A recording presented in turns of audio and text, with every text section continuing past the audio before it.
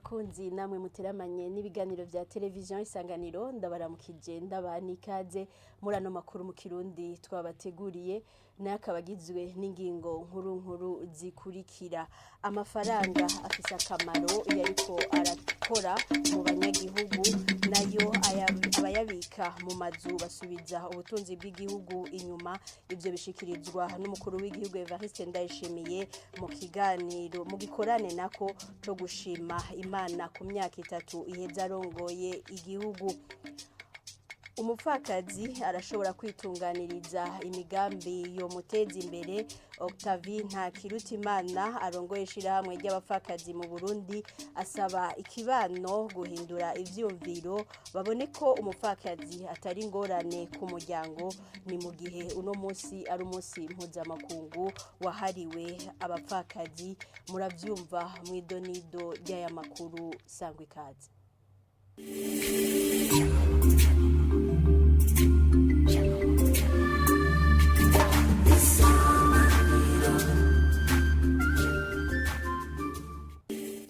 Ndasubiye kubaramutsa inkuru imwe ukwayo. Amafaranga agira ikimazi mu gihe ahanahanywe abayabika mu mifuko no mu mazu nibo basubiza inyuma itunga ry'igihugu. Bishikirizwa n'umukuru w'igihugu Evariste Ndayishimiye mu nyigisho z'ugwaruka kuri uyu wa kane ni mu gikorane c'amasengesho yo gushima Imana aho umukuru w'igihugu amaze imyaka 3 arongoye Burundi. Umukuru w'igihugu Evariste Ndayishimiye ahanura urugwaruka guca ubwenge mu guteza imbere itunga ry'igihugu. Agira akamenyesha ko kutamenya agaciro k'ifaranga ry'igihugu ari gicumuro. Hari n'ubundi yanyandikiye ejo ngo urumva ngo jego nari hanze ngo none ngo nari mfise ngo 200 mu mufuko ngo nasanze vyaheze ngo none ngo raba ukuntu wamfasha ni kujana amahera y'u Burundi hanze deja ni gicumuro. Niyo nyishu namuhaye kuyajana hanze ni gicumuro. Ni dolari ubujanye kubera iki kutamenya ni heri carico. Ashikiriza kandi ko abibika ko amafaranga bari mu batuma itunga ry'igihugu urisubira inyuma. Ntubona amahera wewe yafashe ukagumiza mu mufuko gutya urazi hajya ko ari uruhombo rukomeye mu mufuko gusa. Amahera mu bisanzwe amahera hererekanijwe wewe ukazobona atahera ari kumara mu minwe amasaha 2 uzucumenya ko wewe uri mu iterambere ry'igihugu. Uko mubona ihera uriko muribona mugarita kumara ku mwanya uribona ritagumara ku mwanya ubu uri kuragira iterambere ry'igihugu. Mukazobona ufise amahera kamarindwi uyafise mu mufuko gutya uri futi. Nkuko abandanya bishikiriza muri izo nyigisho kuri ugo gwaruka ngo abo babika amahera menshi mu mazu abenshi aba ari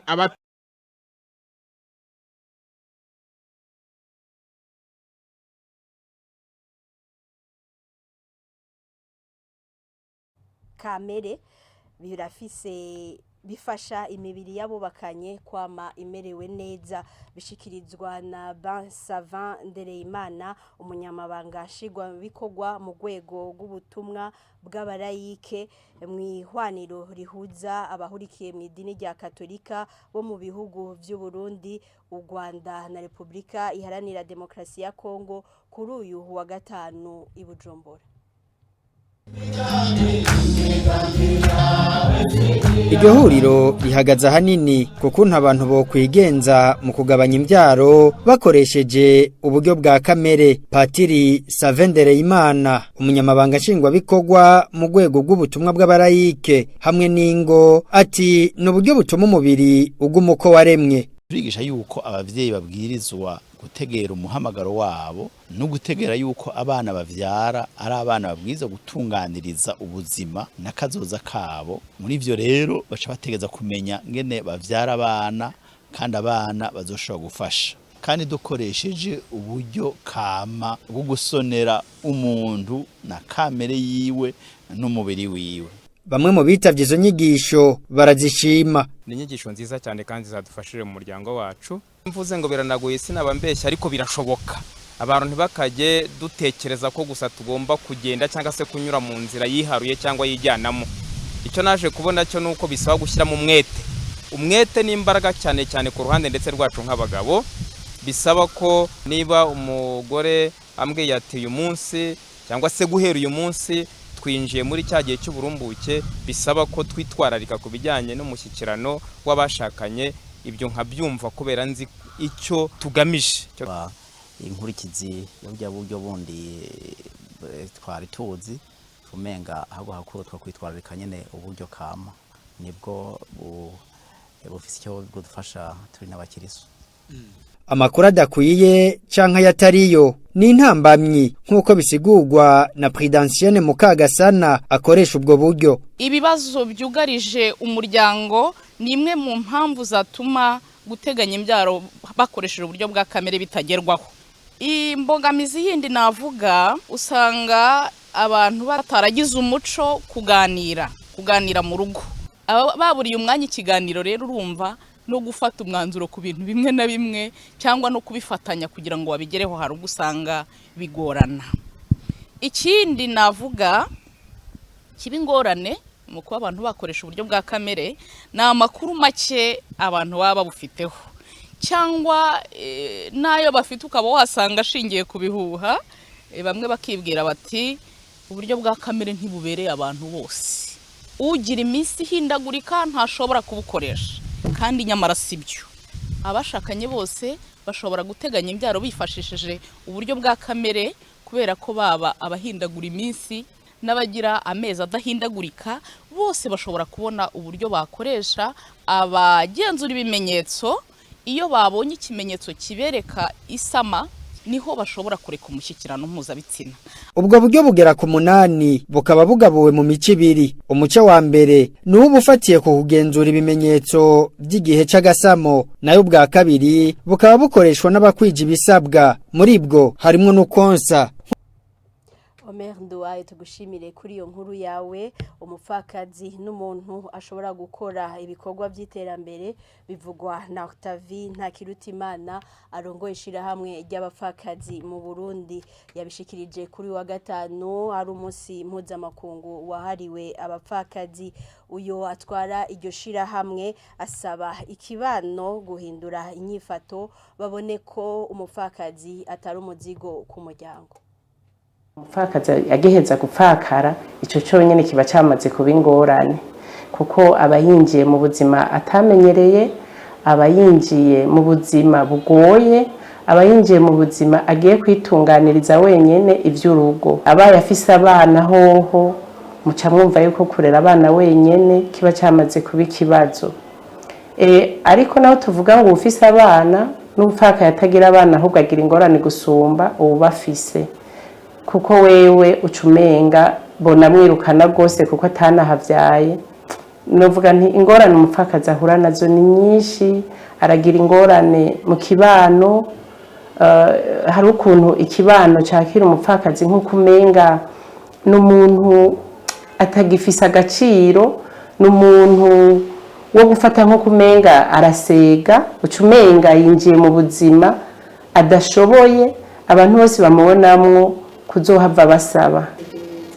Ikibazo kugira gihere ubwa mbere hoba kwigisha vuga abantu muri rusange bahindure inyifato, bahindure ingene babona umupfakazi, bumve yuko umupfakazi atari umuzigo, bumve yuko umupfakazi ahubwo bamubaye hafi yogira icyo amarira abandi akagira n'icyo amarira igihugu, turetse n'umuryango wewe yoheza akagira icyo awumarira.